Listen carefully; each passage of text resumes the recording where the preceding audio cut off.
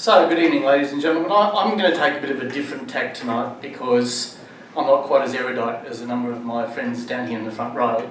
I'm going to tell you a story. I'm going to tell you a story about three people.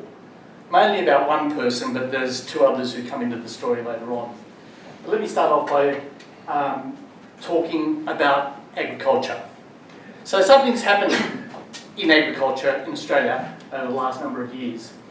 So in the last 30 years, there's been a parallel between the number of people who are on the land and the ageing population.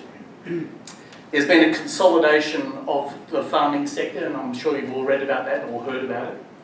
There are less people getting involved in the farming sector, and I'll talk a little bit more about that in a second.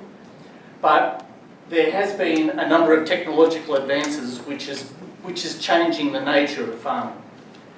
And that's good for the youngsters who want to get involved, but it's also scary for a number of the older people.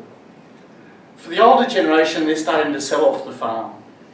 And for us who like to eat, that's a concern. This particular piece of footage is shot by a drone, which belongs to my son. And this is a property called Longreach. Now, Longreach is my mother-in-law's property.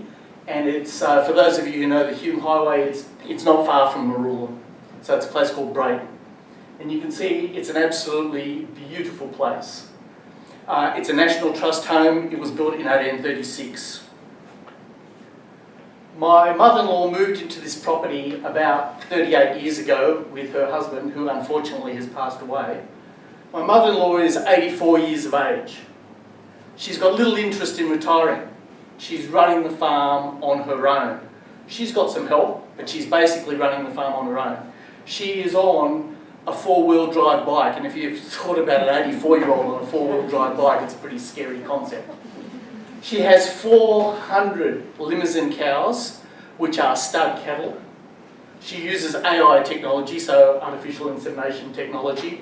She's got 100 merino sheep, which she's reducing as time goes on. She originally had 4,000 acres, but she sold off some of that to fund the rest of the farm. So she's now down to 2,800, which, for those of you who know how big an acre is, it's quite a big property. She's got 2 full-time staff, and she brings in contractors who do shearing and the heavy lifting work. She's presenting at shows. So last weekend she was at the Canberra show. She's been down at the coast. She's getting ribbons and she's doing all those things that farmers do, and the woman is 84, no interest in retiring. She has training days where she brings in people from overseas. She's bringing in youngsters to show them what it's like to run a farm, and she holds open gardens.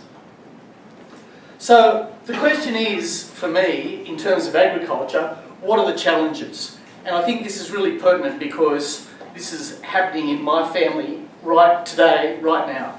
So Mother Nature, you all see every single day we've got bushfires to be concerned about, we've got floods, we've got all sorts of things. There's a mental health issue, was mentioned earlier, something that's very, very important for the older generation. There's the isolation. I mean, when my mother-in-law is out on this property, her nearest neighbour is about 3 kilometres away, and she's sitting in this great big old house on her own. So there is a fair amount of isolation. You've got international markets to consider, and the competition that brings about. Then you've got local markets and monopolies by chain stores who are driving down the prices for the people on the land, but you and I, when we go to the supermarkets, are paying through our nose. What are the opportunities? Well, the opportunities are that there's some rural resilience programs, there are some farmers markets, there's tertiary education, so vet courses, university courses, there's incentives like the AMP Tomorrow Fund, and there's interest in Paddock to the Plate because we all like watching all those TV shows that are telling us how great food is. Innovations, well, for the youngsters who are coming through, and even for the older ones, innovation is a really important part of the rural sector.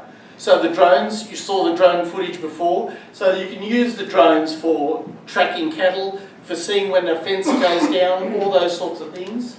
You've got GPS tracking technology, so with her cattle she can put a tag in an ear and she can monitor where those cattle are from the safety of her own house. Driverless tractors are something that is definitely on the market and will only increase with time. On-ground robots and farm management. The last thing I want to say before I leave, and I know I've got to go because otherwise Donovan's going to chase me around the market, is that this coming weekend is my mother's 90th birthday. My father is 93, and both those people are still working full-time. Not because they have to, but because they want to. So there's 3 people with a personal story about what's happening with a 100-year life. Thank you.